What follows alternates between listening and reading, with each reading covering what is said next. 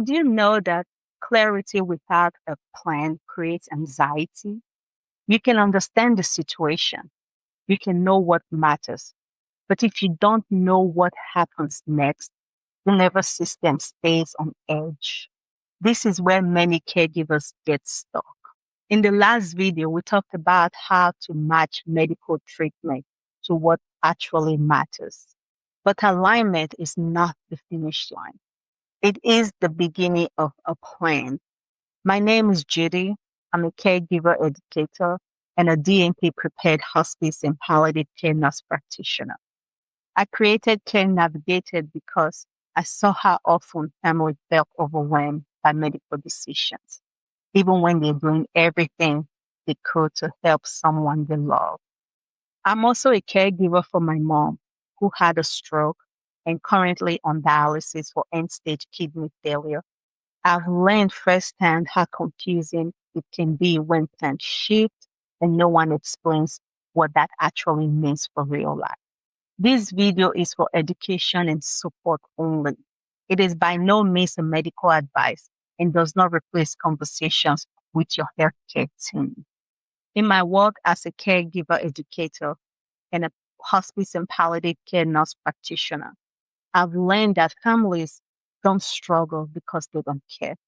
They struggle because no one takes time to slow things down enough to explain what this decision really means for their life. The Care Navigated method I teach here is adapted from real clinical framework used in serious illness care.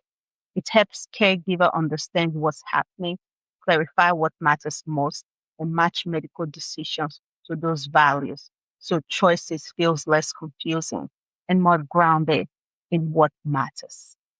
Many caregivers think once a decision is made, they should feel relieved, but instead, they feel anxious. They ask themselves, what happens tonight? What if symptoms worsen? What if I can't handle this? What if I made the wrong choice? That anxiety is not doubt. It is lack of a plan. This video focuses on step 5 of the Care Navigated method, plan and support, turning clarity into sustainable next step.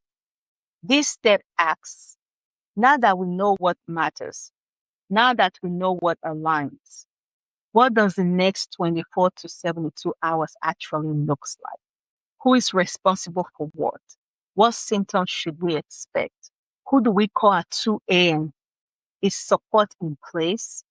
Without this next step, caregivers feel abandoned even when the medical decision was right. I once cared for a family who had reached clarity. The new treatment was no longer helping.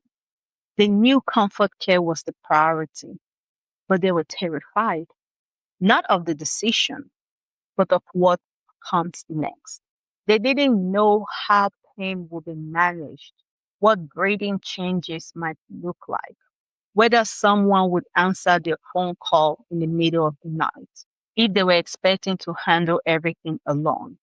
Once we created a simple, clear plan, medication, support, timeline, who to call, the anxiety decreased dramatically. Nothing magical changed. The plan did. If you're in this stage, here are 3 grounding questions. What will the next 24 to 72 hours look like?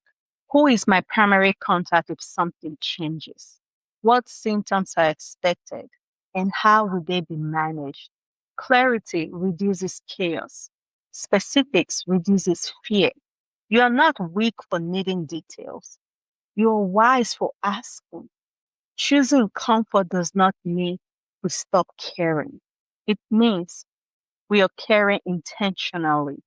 Planning does not mean you are rushing the process. It means you're protecting the person you love and yourself from unnecessary suffering. Support is not luxury. It is part of good care. I created a free caregiver decision guide to help family organize their thoughts before these conversations. It walks you through how to think about questions to ask and how to prepare for discussions with the healthcare team. I've put the link in the description below so you can download it. I also created a more in-depth caregiver decision toolkit. The toolkit includes step-by-step decision framework, expanded conversation scripts, worksheet for hospitalization, medical decisions and end-of-life care, and guidance for navigating complex family dynamics. It is not medical advice. It is decision grounded in real clinical experience. In the next video, we will begin applying the full care navigated method to real life scenario so you can see how these steps work outside of theory. If this kind of guidance is helpful, I invite you to subscribe so we can keep building this clarity together. What part of the process feels most unclear to you right now? The decision itself? What's happening after? Please comment below. I'd love to hear from you. You're not behind. You're not failing. And you're allowed to ask for a plan that makes this survivable.